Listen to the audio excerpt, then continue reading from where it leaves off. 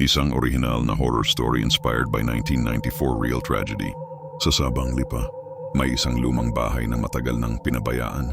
Luma na ang bubong, nabubulok ang sahig, pero tila may mga matang nakasilip mula sa loob. Ang tawag nila rito, Bahay Arandia. 5 taon na ang lumipas mula nang matagpuan ang bangkay ng isang ina. Sa tabi niya, ang 2 niyang anak. Walang kalaban-laban. Puro saksak, puro sigaw na walang nakarinig. Ang asawa, nasa Dubai. Pagbalik niya, malamig na bangkay ang sumalubong sa kanya. Simula noon, walang tumira sa bahay. Hindi dahil sa takot, kundi dahil may naiwan. Hanggang isang araw dumating si Clara, isang manunulat mula Maynila. Gusto lang niya ng kwento. Hindi niya alam na siya pala ang isusulat.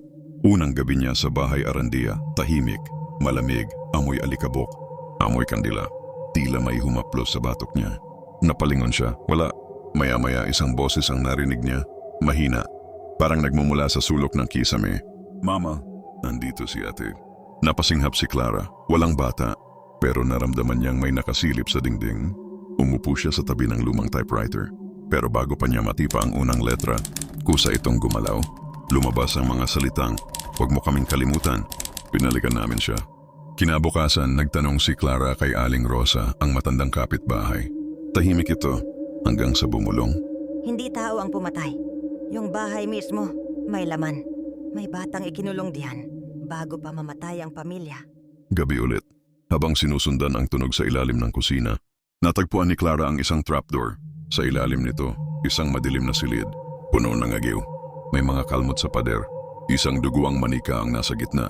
Biglang may narinig siyang bulong mula sa mismong sahig. Ate, gusto ko na pong lumabas. At sa dilim, isa-isang lumitaw ang mga anino. Isang ina, yakap ang 2 bata. Lahat sila'y walang mata.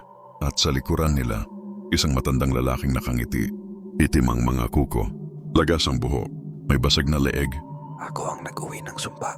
Kinabukasan, hindi na nakita si Clara. Pero gabi-gabi, maririnig pa rin ang tunog ng typewriter.